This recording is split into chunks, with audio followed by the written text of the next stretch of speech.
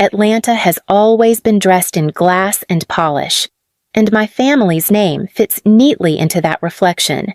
Voss and Hale Hotels, founded on my grandfather's vision, is whispered at charity galas, splashed across glossy magazines, and etched onto lobbies that smell faintly of citrus and wealth. To the city. We are a dynasty. To me, we are a portrait so carefully staged that no one notices the cracks. Those cracks were clearest at home. My brother Lachlan had a spotlight that never dimmed. When he failed out of his first year at college, he was rewarded with a leased BMW. When I graduated with honors in finance, the most I received was a distracted nod at every board dinner. Lachlan was the future of the company. I was the afterthought, the one expected to stay polite, applaud, and not ask for a seat at the table. The only person who refused to play along was August, my grandfather. He had made his fortune as an investment banker long before hotels became our family's crown jewel. To him, wealth was never proof of worth character was. Over late-night coffee. He reminded me that he built this empire with integrity and discipline, not shortcuts or favorites.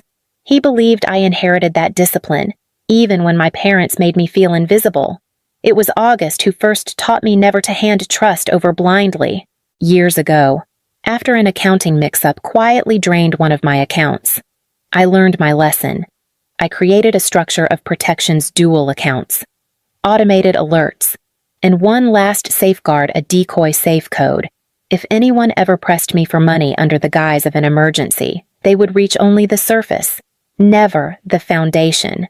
It wasn't cynicism that made me prepare. It was survival, growing inside a house where love was conditional and trust was currency. And I carried that preparation with me as I stepped toward the first real opportunity of my career, ready to finally prove I didn't need their stage to shine. The morning light in Atlanta carried a different weight that day. For once, it wasn't filtered through the shadow of my family's expectations. I was packing for Chicago, rehearsing the cadence of my pitch in my head, the slides etched into my memory after weeks of work. It wasn't just another client meeting, it was the kind of opportunity that could push my career into its own orbit, separate from the Voss name. I ran through the numbers again in the cab to the airport, tapping notes into my phone, careful not to let nerves disguise themselves as doubt. I had earned this pitch through long hours, referrals I chased myself, and a reputation I built without leaning on the hotel empire. For the first time, the success or failure of something this important rested entirely on me. That thought steadied me more than it shook me. Before leaving, my father had appeared at the doorway to my apartment, arms crossed, voice sharp with that familiar edge. "Don't embarrass the Voss name," he said, as if my work would reflect more on him than on me. I didn't answer.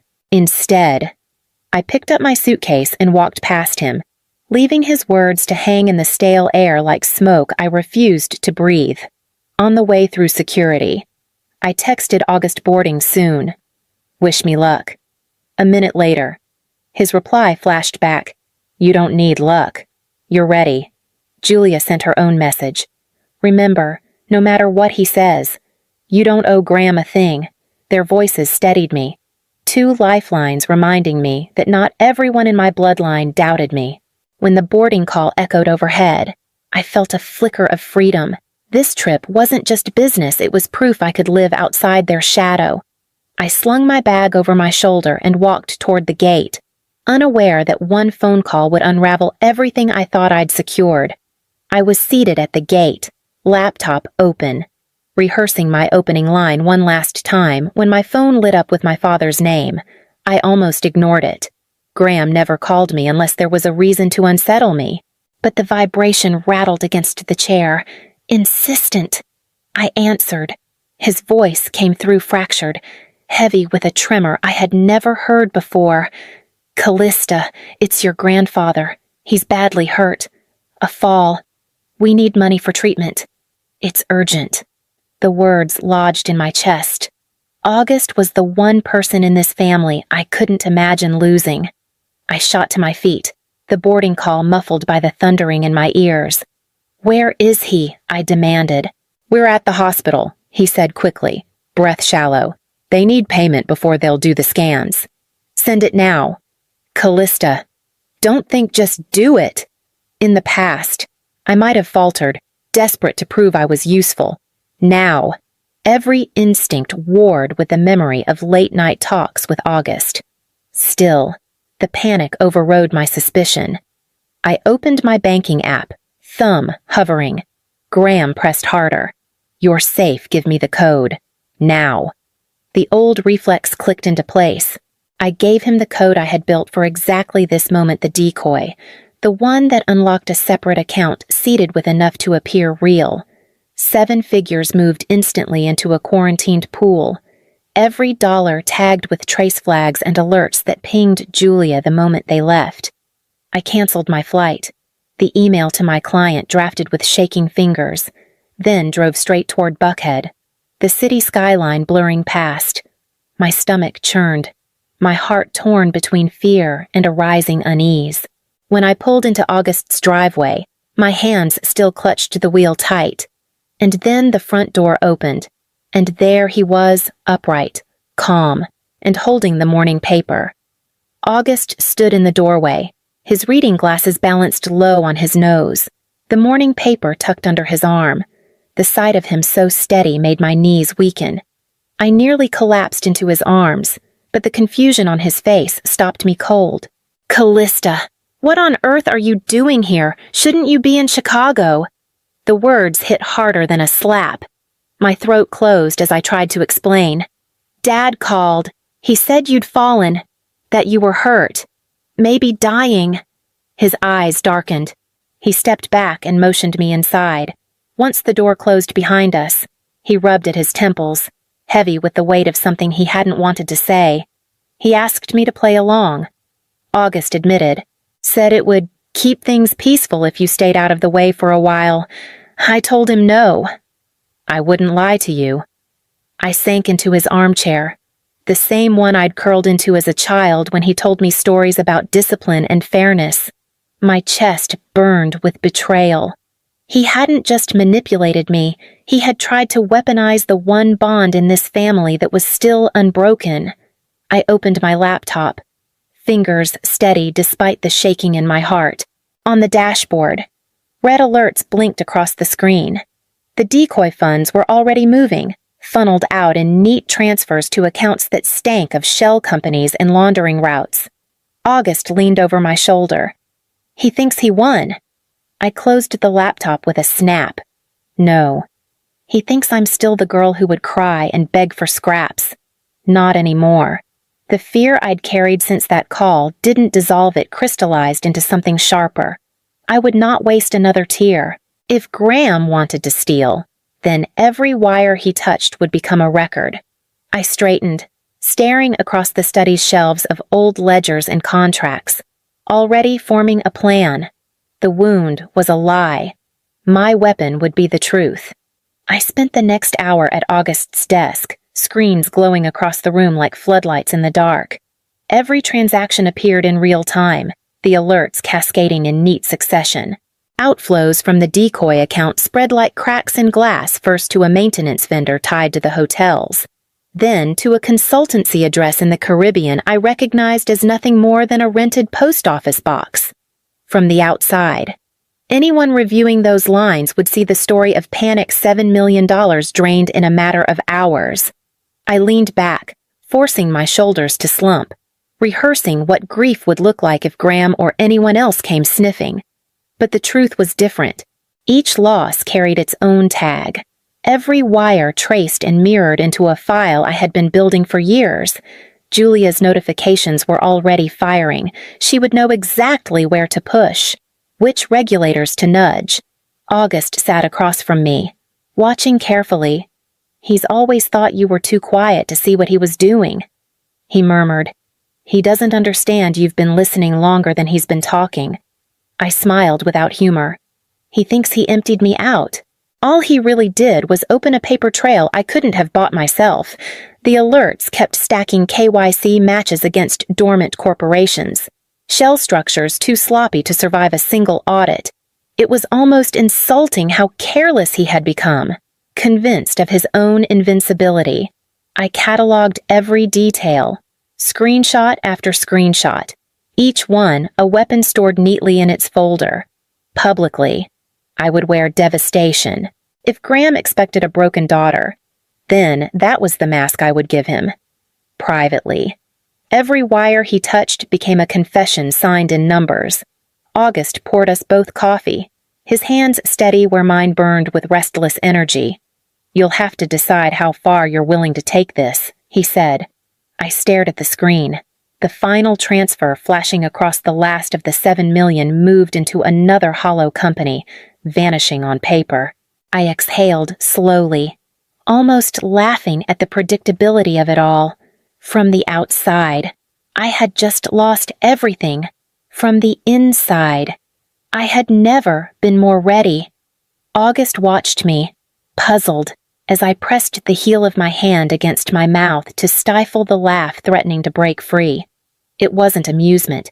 It was relief, the kind that came when a plan years in the making finally snapped into place. "Why are you smiling?" he asked. His brows pulled tight. I turned the laptop toward him, showing him the flagged reports blinking red. "Because he didn't take $7 million, I said quietly. "He stole a tripwire." The memory hit me as clearly as if it were yesterday I was 22, working my first real job when Graham called late at night, insisting he needed immediate access to one of my accounts. He called it a family emergency, his voice syrupy, persuasive, but his tone carried the same entitlement it always had. I gave him what he asked for then, and I watched half my savings evaporate into expenses I never authorized. That was the night I promised myself it would never happen again. From that moment, I began building Safeguards, an LLC in my name that legally owned the true reserves, accounts layered with insurance, mirrored reporting, and pre-drafted subpoenas that would auto-queue if certain thresholds were crossed. The decoy pool was theater, stocked with just enough to look convincing, designed to bleed if ever forced open. Now the alerts I had engineered were in motion, sending data trails to secure archives. Julia called within the hour, her voice sharpened with purpose. "I've already begun filings," she said. "Injunction drafts, suspicious activity reports, preservation letters to the banks. By tomorrow morning, regulators will have packets on their desks." August leaned back, a rare smile tugging at the corner of his mouth. "So he thinks he's won?"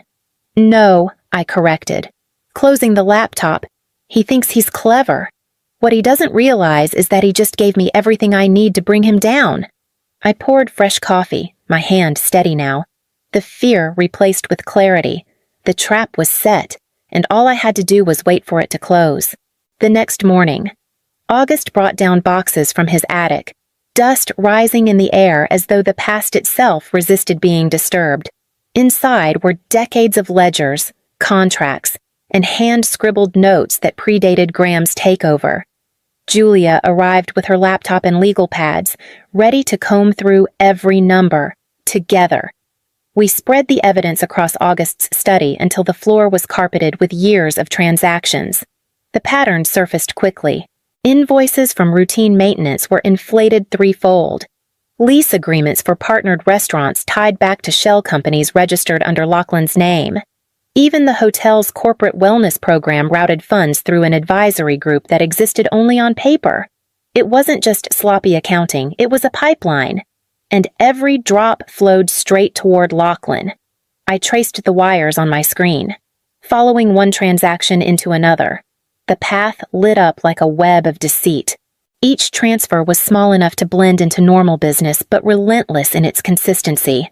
1,000 here, 10,000 there, until the sum dwarfed what I'd thought was missing.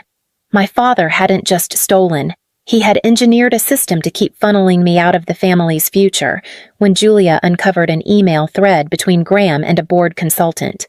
My chest tightened. In it, he dismissed me as optics, not operations.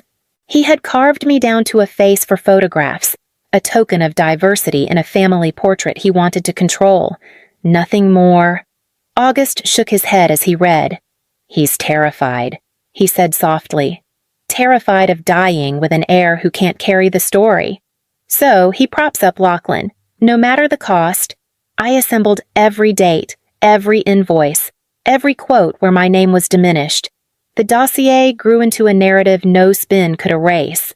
The empire was built on myth, and now the footnotes were ready to burn it. By the time the sun set, the dossier was no longer just a pile of papers on August's study floor. Julia had transformed it into a weapon. She drafted a motion for an emergency temporary restraining order, attaching the flagged transfers from the decoy account, the inflated invoices, and the email threads. With each signature line filled, the weight shifted. What had been rumor and suspicion now carried the force of law. While Julia finalized the filings, I prepared my own strike. My laptop glowed as I typed out a statement, every word measured like currency. I named no one, accused no one directly, but laid out the facts: a fabricated medical emergency used to coerce funds, the subsequent transfers into questionable accounts, and my decision to make the documentation public. Then I added a line I knew would matter most: my commitment to employees, to pay what was owed, and to transparency moving forward. When I pressed post, the effect was immediate. Notifications exploded across my screen. Investors who once returned my father's calls within minutes now stalled, cautious. Employees, some of whom I had never met, began forwarding emails, records of late paychecks, suspicious directives, even personal notes from Graham demanding silence. One message stopped me cold, an anonymous email with a single attachment. It was the office's shredding schedule for the next morning, complete with security logins and timestamps. The whistleblower's subject line was simple: for the good of the company. Julia skimmed it, her eyes narrowing. If they're moving to destroy records, we'll need preservation orders. I'll get the regulators moving tonight. The walls of the hotel empire, once so impenetrable, now carried the faint smell of smoke. My mother finally whispered, "Callista, we only wanted I cut her off. You wanted control. And now it's gone." They didn't move as I gathered the papers and slid them back into my bag. Their stillness was almost eerie, like they were trying to imagine a version of me that would fold again. But that version no longer existed. I walked to the door, the sound of my keys sharp in the quiet, and knew the next time I faced them, it would not be on their terms. Graham looked up, wearing that familiar smile, the one meant to disarm before the blade cut. "Callista," he said smoothly, "you're out of place here. Let me handle this." I stepped forward, placing a folder on his desk. "This is your contract. Dad, the clause August insisted on dishonesty voids your control. And here are the transfers, the kickbacks, the fabricated emergency you used to pry a code from me. Your legacy is already void." His smile faltered. Fury took its place. "You think you can run this company? You're too sentimental for hard business. You'd ruin us to prove a point." Before I could answer, the door opened again. 2 federal agents entered, badges raised, followed by state investigators carrying preservation orders. Julia's filings had reached their mark. Devices were seized, files bagged. Lachlan's face drained of color. "I only signed what he told me," he blurted. "He promised to fix it. I didn't know it would go this far." Graham slammed a fist against the desk. "Coward." Then he turned to me, voice sharp. "I did this for the Empire, for Lachlan. It has to look unbreakable, even if it means breaking you." August stepped forward, his voice calm but firm. "Legacy without integrity is only rot."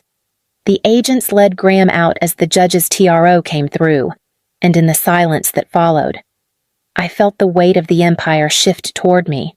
Weeks later, the fallout had settled into something sharper than silence. Graham faced charges that would keep him tangled in hearings for years, his reputation shredded faster than the papers he'd tried to hide. Lachlan, cornered by investigators, admitted to the gambling debts that had quietly bled him dry and fueled the shell companies, in exchange for cooperation. He entered treatment a coward's retreat softened by the faintest trace of remorse. The board moved quickly. Graham was stripped of his seat, and under the clause August had protected, the court named me interim CEO. It wasn't a coronation. It was a responsibility, heavy and unglamorous. But mine, the decoy funds cycled back intact. Proof that my preparation had held? I directed them first to pay back wages, then into a scholarship fund for employees' children, naming it after August. One evening, I rehired the night manager my father had dismissed for refusing to falsify occupancy numbers, watching the man shake my hand, relief written across his face. Felt more like victory than any courtroom ruling. That night, I stood on the rooftop of our flagship hotel with the staff gathered around, opening the books for everyone to see. The city stretched out in lights below, and for the first time, the empire looked honest. Later, I sat with August, the skyline flickering behind us. He admitted his deepest mistake had been confusing loyalty with lenience, letting Graham's ambition grow unchecked. Legacy, he said, isn't inherited, it's earned. Over and over, I agreed. Watching the hotel lights burn steady against the night, they weren't props in someone else's performance anymore. They were lamps I intended to keep lit. Every day, on my own terms.